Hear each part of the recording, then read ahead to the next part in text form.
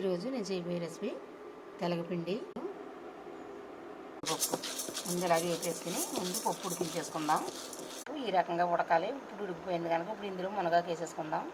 పచ్చిమిరపకాయలు, కారం, ఉప్పు, పసుపు వేసేసాను. ఇందులో వేసేసుకోవాలి.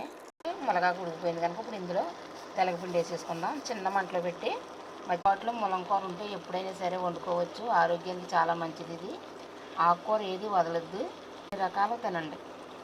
అన్నిటికన్నా ములంకూర చాలా మంచిది. కనుక ఇప్పుడు మనం తాలింపు వేసేసుకుందాం. ఎక్కువ వేసుకుంటే బాగుంటుంది తెలగపిండి కూరలో. ఆవాలు, జీలకర్ర, ఎండుమిర్చి పొడి పొడిలాడుతూ ఉండాలి కూర.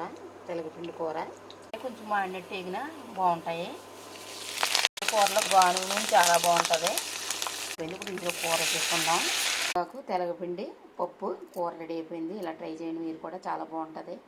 ఈ వీడియో కనుక మీకు నచ్చినట్లయితే లైక్ చేయండి, షేర్ చేయండి, కామెంట్ చేయండి, సబ్స్క్రైబ్ చేయండి.